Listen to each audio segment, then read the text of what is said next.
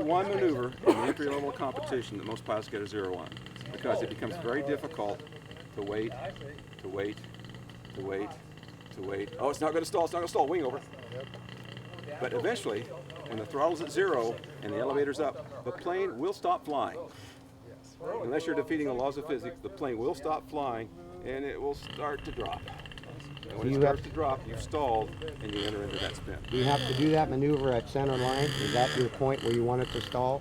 Right in front of the judges? Typically, in most of the patterns, the spin maneuvers are executed at center. In some of the patterns, there's a spin maneuver on the far end or this end, but usually the spins are set up so you do it in front of the judges. If you do it way out here, you can hide some of those faults. But right in front of the judges, there's no hiding from the judge. Any questions on that one? Okay, let me do a couple things here. I'll pass this out. I'll go through this as kind of a review of the maneuvers.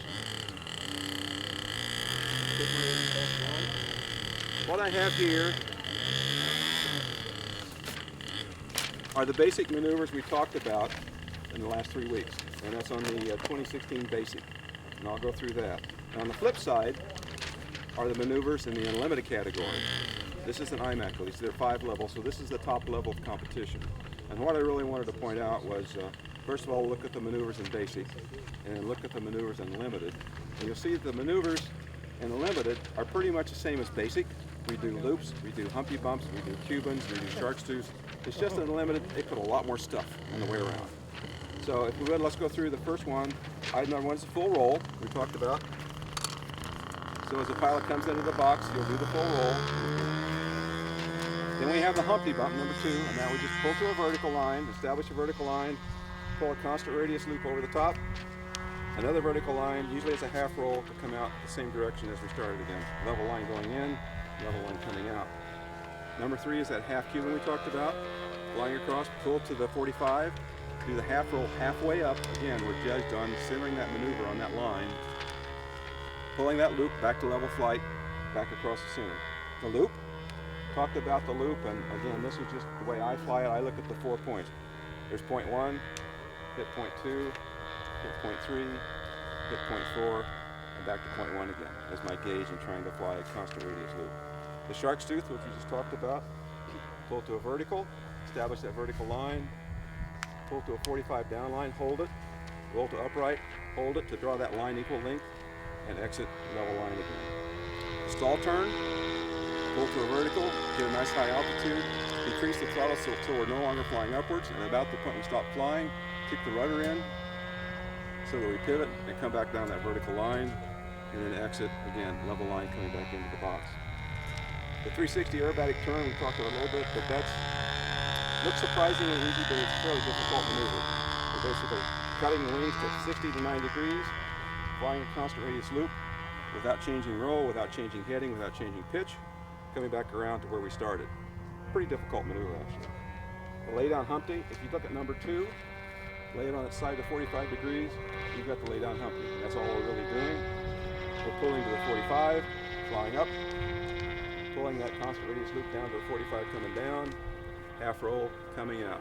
We've been here a lot of times on a half Cuban, 45 line, half roll coming out, a shark's tooth, 45 line, half roll coming out. That line and that maneuver is pretty constant. It's across several of the maneuvers. We're now going into the element. Again, we pull a half loop this time, point 1, point 2, point 3. As soon as we get to point 3, we immediately roll to upright. As we talked about before, if we get to this point and fly a line for a period of time and then roll to upright, that's a penalty point. If we come up to this maneuver and before we roll, or before we get to level flight we roll, kind of fall down, that's a penalty point. Oftentimes you see pilots do that because what happens typically if you come up here and you go into a half roll, the plane's going to drop. If you come up here to this point in your level and do a half roll, you might drop down. So it may require some adjustment of elevator to keep you from dropping. It kind of depends on the plane how you fly. But this is wrong, that's wrong, and that's wrong. So ideally we come up, complete the half loop, roll to upright, fly on across the bottom. Now we're high, now we're going to do that spin. So we come back on the elevator, gradually feed in the elevator, we're off the throttle now, we're idling. At some point the plane will stop flying, and this one is at 1.5. So there's 1.5, and I'm coming out, level flight again, I'm low, and I come back to, that was it. I finished the sequence. So those are all the maneuvers we talked about, kind of hung together in one routine. That's called the basic IMAC routine. Now let's take a look on the flip side. Let's take a look at number 5 and go back to number 2 on the basic. It's a Humpty bump, right? Same maneuver, vertical line over the top and down. But what the heck is he doing? He's doing, he comes in inverted. He goes up, he does a quarter roll one direction. Then he does a snap at a quarter the other direction. Flies his loop inverted over the top. Does a 3 or 4, 1, 2, 3, and then exit inverted or something like that. But it's a Humpty bump, but as you go up in levels, you start putting more stuff on the up line and more stuff on the down line. But if you take a look at some of the maneuvers, number 4 and number 7, 7 on basic and 4 on unlimited, it's an aerobatic loop, except on his loop he enters inverted, and in the process he's going to do a full roll to this point, and then a full roll to this point, and exit inverted again. Without varying pitch, without varying roll, without varying yaw. That's a tough one. And I can't even describe number 6. That's a lay down Humpty, but you can see there's lots of stuff going on there, and these guys fly it very well. But the point is that the maneuvers we're flying right here are basically the same maneuvers the top guys and the top classes are flying. It's just they add more stuff in the maneuvers. So we're not going to fly this one today, because there's no way I could fly this one today. And Spencer's not here. But John is going to fly for us probably the International Masters. I'll do the, if you want to see the FAI thing. Yeah. We'll do the FAI Masters routine, which has a lot of stuff in it. It's fun to watch. So we'll kind of close up with that one. So. We got 2 elevators? Pardon? Does he have 2 elevators?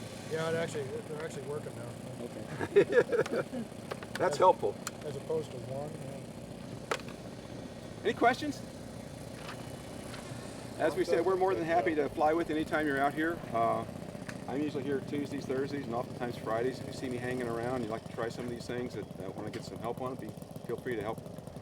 I'd like to help you. Give me a call. We can do it anytime. And today, we'll fire up John and fly through some of these maneuvers the right way and wrong way, and then finish up with the Masters routine.